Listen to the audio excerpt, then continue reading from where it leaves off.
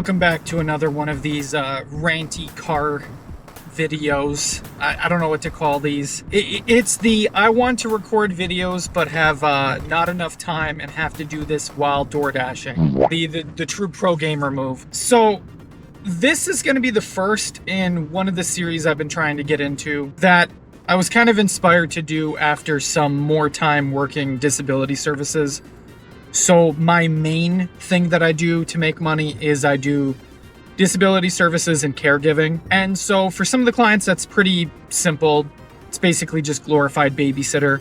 For some of the others, it's certainly more challenging where it gets into more special education, occupational therapy. I mean, things along those lines where it's more advanced. But no matter what the type of client I've been working with, a guarantee is having to watch a lot of children's media, typically movies, TV shows, things like that. I kind of had the idea that I want to see how well some of this children's media either holds up if it's old, or how well newer pieces of media work as a sort of art that has a multi-audience purpose. Because as many people know, I mean, a lot of movies or TV shows made for children obviously have messages or different little gimmicks here or there, where they'll play to all audiences. So I kind of wanted to evaluate how good is some of this media coming out these days at actually being educational kids content, at actually being entertaining for children, but still being engaging for parents or caregivers in that role. And so part of the thing that inspired me to do this more specifically was with one of my newer clients. He's very much a kid who is raised by a tablet. It's kind of a problem. And so somehow having him watch television is an improvement.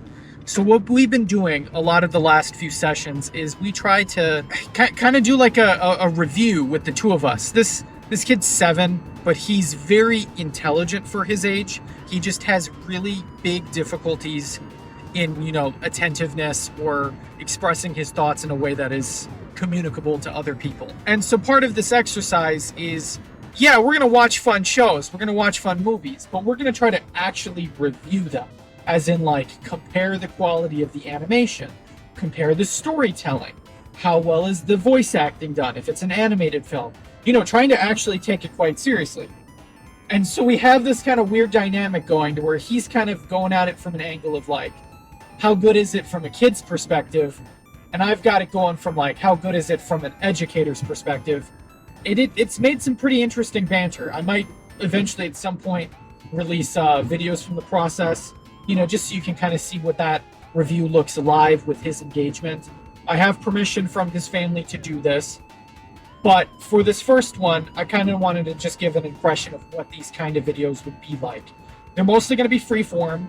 If I can manage to get an editor going who can assist with importing clips or whatnot, I might do that, but I don't feel like it's super necessary. This is more of a vlog style review anyway, less than a video essay. And so the first movie that we really sort of refined this process on, that we watched yesterday, is The Good Dinosaur, which is, I believe, Pixar through Disney. And The Good Dinosaur is one of those films to where I had not seen it. It's not super old. It's certainly older than I would have wanted to have watched it. I think this was fucking 2018. All I remember from when the movie came out is it was universally panned for being probably one of Pixar's worst films. And a lot of the criticism around it was what you typically see online with YouTube, to where it's a lot of very exaggerative, kind of black and white thinking reviews, CinemaSins ding, the sin counter nonsense, where it's not really, yeah, it's a review, but is it really actually trying to treat the piece of media as an artistic and educational product? No, it's grown-ass dudes bitch moaning and complaining that kids shows aren't as fun as they used to be. Duh, you're not a kid. So I'm trying to go from this as a clean perspective. Obviously I'm going to have my biases. I'm going to have my different background that would change the way I interact with these films, but I want to try to level with it in a way, And so for a couple of the initial films that me and this client watched, where they're newer, I find that a lot of the criticism about them are way too hard. You know, it's just, again, sensationalized ramblings. Just 40-something-year-old white dude in his comic book themed bedroom screaming about how it's Disney's too woke these days and kids these days don't appreciate how to... You know how it goes. The Good Dinosaur is one of those, yeah, it's not good. It is not good in very novel and unique ways. I heard that it had a very marred and complicated development, but I've not looked into it in any great detail. I might look into it afterward to, provide addendums to it.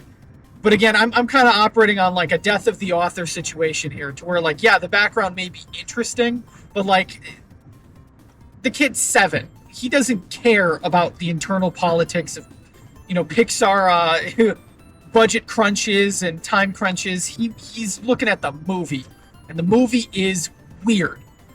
The story, I'll give a very specific reference.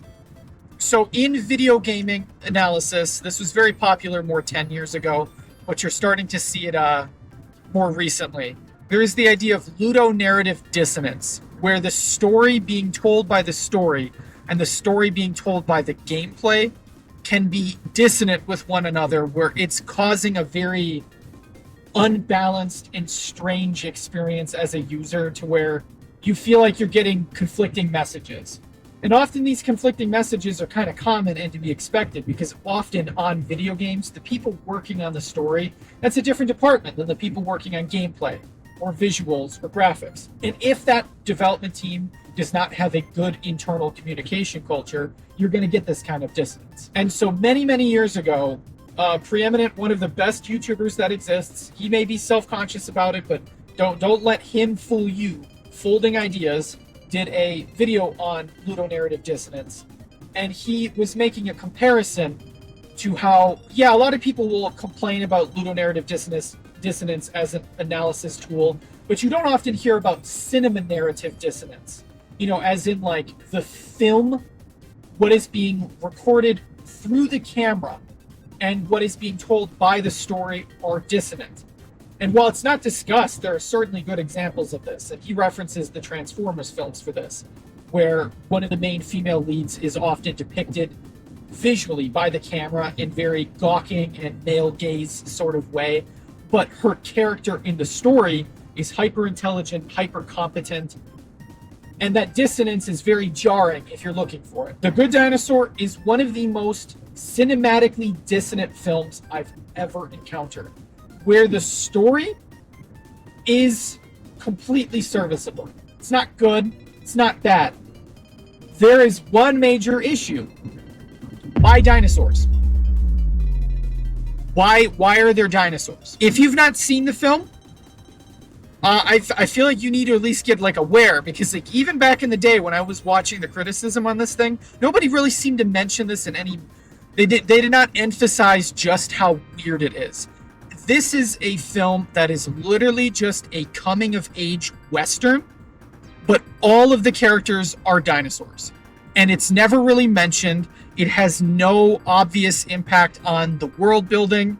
There are a couple like allusions to how these dinosaurs may do things, but there's no commentary on like dinosaur culture, dinosaur lore. I mean, there's nothing. It is literally just a frontiersman Western story about some homesteading family, and then how the son is, very afraid and cowardly, and due to his father putting like a lot of pressure on him, they end up having kind of like a Mufasa getting hit with the antelope. Like the father passes early into the film, and that's sort of the like your classic hero's journey, like call to action kind of phase. It's very by the numbers, and it's got Western themes, Western music. It is dinosaurs, but it is within like, I would describe it like Colorado, like out west, Utah, Colorado theming to like the natural geography. And it's just so weird. Why are they dinosaurs? Each of the different like species of dinosaurs will kind of exhibit different like caricatures of like styles of characters you would find in a Western. The Brontosauruses, the main characters, species, or whatever vague dinosaur that green monster is meant to represent, they're kind of like the idea of like your homesteader. You know, they're trying to escape the city life and like, you know, I'm raising my children out in the wilds, the American dream. You know, it's that style. And then there are the humans. Yes, there are humans in the film, but the humans are dogs. The humans are dogs. They behave like dogs. They behave like wolves in very visually strange ways to where it's like, frankly, uncomfortable at points. So Brontosauruses are homesteaders. Humans are dogs for some reason. Then there's like pterodon style, you know, flying. They're not really dinosaurs. It's a different category, but that's a biology thing. That's not what this is about. They're like bandit rustler types. Then there's like another type of like velociraptor feathered things, and they're kind of like rustler types. It's just weird. The T-Rexes are like traditional cowboys. They speak like cowboys and they move as though it's meant to like be visually reminiscent of like, you know, horses galloping. It's fucking weird. Like, and so not only is it like cinema narratively dissonant, it's as though this film was not intended to be about dinosaurs and was then all of a sudden made to be about dinosaurs. Because the actual character designs for the dinosaurs look like shit. They look awful. They look like big... The Brontosauruses are just awkward green Play-Doh. They look really, really weird.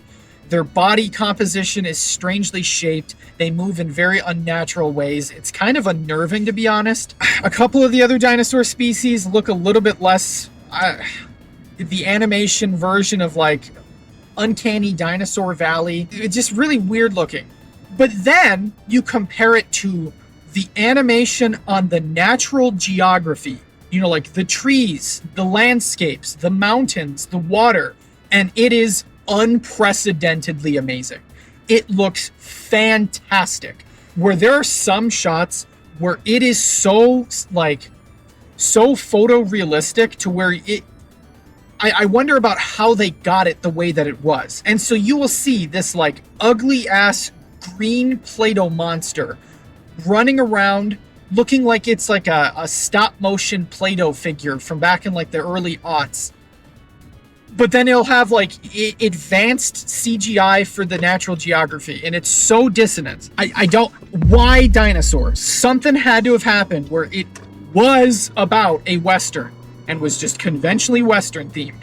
And then some weird fucking Disney exec was like, no guys, we need to make it about dinosaurs. And then they made it about dinosaurs, and it was a total flop, and nobody talks about it other than why it was a flop. I feel like I should discuss the characters in the story, but it's like, what is there to discuss? It is such a generic story. It is so fundamentally inoffensive. It's by the books. Every beat that you would expect from this type of story is exactly there. Frankly, it reminds me a lot of the first Ice Age, including like having to give up the child, you know, the boy who is acting like a dog at the end. It's very reminiscent. Like it just comes off as one of the most cynical modern animations I've seen. Really just, why? The characters are uninspired. They're all one note. I remember basically none of their names, and I watched it less than 24 hours ago. The main character, whoa. I got the hiccups. They've claimed me. Disney is trying to psionically hit me with hiccup attacks while I'm driving. The main character sucks. He is this like whiny, frail kid. And this is one of those tropes to where sometimes it's done well. Often it's done very poorly. He is so unlikable. He has no likable traits in the beginning whatsoever. And like, yeah, sure, often in these kind of hero's journey, the character starts off as like not great, but they have like some sort of quality that you like. So like the biggest, most prominent example of this standard narrative is the first Star Wars. And in the first Star Wars, Luke in the beginning is kind of this naive, dumb farm boy. You know, he doesn't know anything, but he has a degree of adventure and curiosity that is compelling to see how he interacts in this new setting and new environment, especially after the loss of his family. The character in Good Dinosaur, again, like they're aping off of that narrative design so obviously, but he's got nothing to him. Nothing. Like, he just screams a lot. He screams really loud, really annoying. He just whimpers and cries. The kid is afraid of a bug. Like, literally bugs will, like, fuck this man's day up. It's just, that first half of the movie is such a slog that if I weren't literally being paid to be watching this child who happened to be watching this film, you couldn't otherwise get me in a room to watch this again. That's part of why I don't want to search for clips. It's just boring bad. It's not even like fun bad. So it's like all of these like metrics and whatnot. Me and my client wanted to like use as like to rate the film. We had a system to where it was strongly dislike to strongly like, with there being, you know, like, dislike, indifferent.